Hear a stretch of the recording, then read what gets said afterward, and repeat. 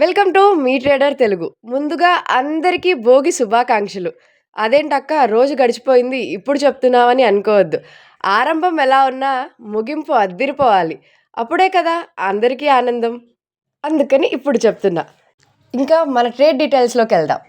ఇక మొదలెడదామా?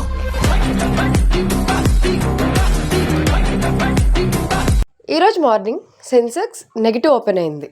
280 points gap down open అయింది. Around 83,358 దగ్గరగా సెన్సెక్స్ ఓపెన్ అయింది. నేను ఈరోజు మార్నింగ్ సెన్సెక్స్లో ఒక ట్రేడ్ తీసుకున్నాను.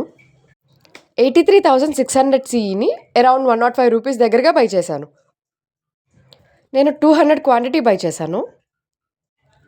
నేను మళ్ళీ చెప్తున్నాను, నేను 200 క్వాంటిటీయే బై చేశాను. నేను ట్రేడ్ తీసుకునేటప్పుడు మార్కెట్ 83,420 దగ్గరగా ఉంది. ఈరోజు నేను ఎందుకు సిఈ ట్రేడ్ తీసుకున్నాను అంటే, ఆ టైంలో పీసీఆర్ 0.69 ఉంది. కానీ ఈరోజు సెన్సెక్స్ ఓపెన్ అయింది కదా, అది స్ట్రాంగ్ సపోర్ట్. నిన్న అక్కడే సపోర్ట్ తీసుకొని పెరిగింది. సో ఈరోజు కూడా ఫస్ట్ సపోర్ట్ తీసుకొని పెరుగుతుంది. 500 వరకు వెళ్తుంది. 500 కూడా బ్రేక్ అయితే 750 వరకు వెళ్తుందన్న వ్యూలో నేను సిఈ ట్రేడ్ తీసుకున్నాను. నేను ఓవరాల్ మార్కెట్ చూడను అంటే ఫర్దర్గా ఏమవుతుంది, అట్ ద ఎండ్ ఏమవుతుంది అని. ఫస్ట్ ఫామ్ అయ్యే 2 క్యాండిల్స్ ఎలా ఫామ్ అవుతాయి అనేది మాత్రమే చూస్తాను. నిన్న అక్కడ సపోర్ట్ తీసుకుంది కదా, ఈ రోజు కూడా అక్కడ సపోర్ట్ తీసుకుని మార్కెట్ కొంచెం పెరుగుతుంది అనుకున్నాను. అందుకనే సిఈ ట్రేడ్ తీసుకున్నాను. నేను అనుకున్నట్టే మార్కెట్ కొంచెం పెరిగింది. నేను 105 దగ్గరగా కొన్న ప్రీమియం 161 రూపీస్ దగ్గరగా వచ్చింది. అప్పుడు నేను సెల్ చేసేసాను. ఆ టైంలో మార్కెట్ 83,520 దగ్గరగా వచ్చింది. అరౌండ్ నేను 12,000 ప్రాఫిట్ బుక్ చేశాను. ఈరోజు నేను నా ట్రేడ్ని అలా కంప్లీట్ చేశాను. మార్నింగ్ టైం మార్కెట్లో ప్రాఫిట్ బుక్ చేసేవాడి కన్నా 3:30 వరకు దాన్ని కాపాడుకున్నవాడు గొప్ప. సో ప్రారంభం ఎలా ఉన్నా ముగింపు బాగుండాలి, లేదంటే బాధపడాలి. ఇంకొకటి ఏంటంటే, సెన్సెక్స్లో ఆఫ్టర్ నేను ప్రాఫిట్ బుక్ చేసేసాక తర్వాత మార్కెట్ పడింది, మళ్ళీ కొంచెం పెరిగి మళ్ళీ పడింది. ఎట్ ద ఎండ్ నెగిటివ్లోనే క్లోజ్ అయింది. సెన్సెక్స్ని అర్థం చేసుకోవడం చాలా కష్టం. బికాస్ సెన్సెక్స్లో ఒక క్యాండిల్ గ్రీన్ క్యాండిల్ ఫామ్ అయ్యి అదే క్యాండిల్ రెడ్ అవుతుంది.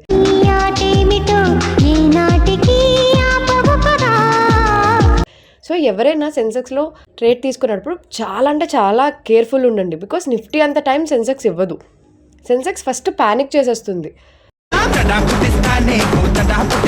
మన వ్యూ కరెక్టా రాంగా ఏంటిది, ప్రీమియమ్స్ అంత ఫాస్ట్గా పడిపోతాయి కదా, సో పానిక్ క్రియేట్ చేస్తుంది.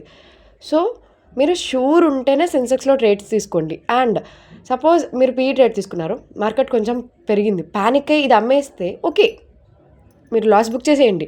బట్ వెంటనే అటు సైడ్కి వెళ్తాను, ఓకే మళ్ళీ అట్ లాస్ వస్తుంది, వెంటనే ఇటు సైడ్కి వస్తాను, ఇలా మాత్రం సెన్సెక్స్లో అస్సలు ఉండొద్దు.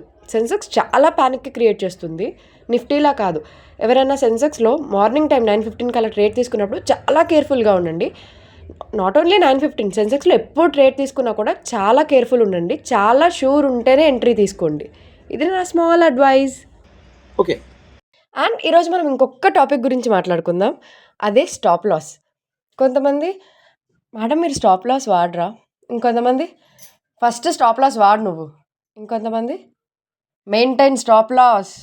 ఇంకొంతమంది, మీరు స్టాప్ లాస్ ఎందుకు వాడరు? ఇంకొంతమంది, స్టాప్ లాస్ వాడండి. ఇలా స్టాప్ లాస్ గురించి తెగ చెప్తున్నారు. ఓకే, స్టాప్ లాస్ వాడాలి, అది చాలా మంచిది. కానీ మనం స్టాప్ లాస్ ఎందుకు వాడతాం? రిస్క్ తగ్గించడానికి వాడతాం. మన ఎమోషన్ కంట్రోల్ అవ్వకుండా సెల్ చేయలేము ఆ టైంలో అన్న దాంతో స్టాప్ లాస్ వాడతాం. కానీ నేను నా ఎమోషన్స్ని కంట్రోల్ చేసుకొని సెల్ చేసేస్తాను.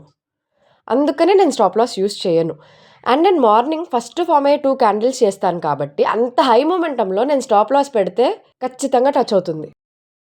అలా అని నేనేమీ వదిలేయను. నాకు కొంచెం తేడా వచ్చినా ఆ రోజు నేను ట్రేడ్ ఎగ్జిట్ అయిపోతాను. అది ఎంత లాస్లో ఉన్నా నేను ఎగ్జిట్ అయిపోతాను, ఎమోషన్స్ అన్నింటినీ పక్కన పెట్టి.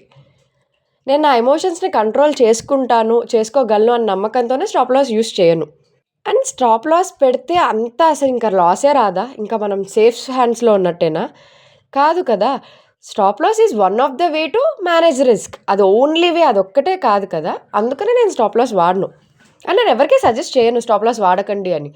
యూస్ చెయ్యండి, బట్ నా రీజన్స్ నాకున్నాయి నేను స్టాప్ లాస్ ఎందుకు వాడను అని.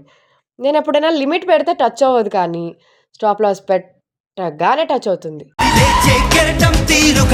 దశలన్నీ దాటే హోరుగా నిన్ను తాకే దాకా ఆగదు నాకే నేను లిమిట్ పెట్టి వెయిట్ చేసిన నేను 70 లిమిట్ పెడితే అది 68 వరకు వచ్చి వెనక్కి వెళ్ళిపోతుంది.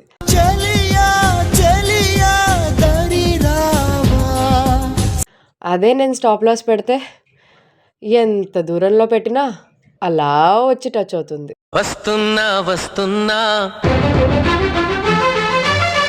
నీకోసం వస్తున్నా. అండ్ స్టాప్ లాస్ ఒక్కటే కాదు, మిగతావి కూడా మనం మార్కెట్లో మనం తీసుకునే డెసిషన్స్ అన్నవి ఒక స్టాండర్డ్ రూల్స్గా, ఓకే వాళ్ళు స్టాప్ లాస్ పెట్టమన్నారు పెట్టాలి, ఓకే వాళ్ళు క్వాంటిటీ తక్కువ కొనమన్నారు కొనాలి, ఓకే వాళ్ళు ఈ లెవెల్స్ చెప్పారు ఫాలో అవ్వాలి, ఆర్ వాళ్ళు ఈ స్ట్రాటజీ వర్కౌట్ అవుతుందన్నారు ఫాలో అవ్వాలి. ఇవన్నీ కాదు, మార్కెట్ మన మైండ్ సెట్కి ఎలా సెట్ అవుతుంది అన్నది క్లారిటీ తెచ్చుకోవాలి. నా మైండ్ సెట్కి స్టాప్ లాస్ సెట్ అవ్వట్లేదు, నేను ఎమోషన్ కంట్రోల్లో ఎగ్జిట్ అవ్వగలుగుతున్నాను. అండ్ ఒక స్టాండర్డ్ రూల్స్ మార్కెట్లో ఎవ్వరూ చెప్పలేరు, ఇవే రూల్స్ ఫాలో అవ్వాలి ఇదే జరుగుతుంది అని. సో మనకంటూ మన ఓన్ రూల్స్ ఉండాలి. మనం వేరే వాళ్ళు ఎవరో చెప్పిన రూల్స్ అవి ఫాలో అవ్వద్దు. ఫస్ట్ మార్కెట్లో ట్రేడ్ తీసుకోవాలి, మార్కెట్లోకి రావాలనుకున్నప్పుడు మీ మైండ్ సెట్ ఏంటి? నా మైండ్ సెట్, నేను ఎక్కువ పేషెన్స్ పెట్టి గంటలు కూర్చొని నేను ప్రాఫిట్ బుక్ చేయను, లాస్ బుక్ చేయను, గంటలు కూర్చొని ఇమీడియట్గా వచ్చిన ప్రాఫిట్ బుక్ చేసి నేను తప్పుకుంటాను. అంత పేషెన్స్ పెట్టి నేను చూడను, అది నా మైండ్ సెట్. కొంతమంది వెయిట్ చేయగలుగుతారు, వాళ్ళ మైండ్ సెట్ వేరు. మన మైండ్ సెట్కి తగ్గట్టు మన రూల్స్ని మార్చుకోవాలి.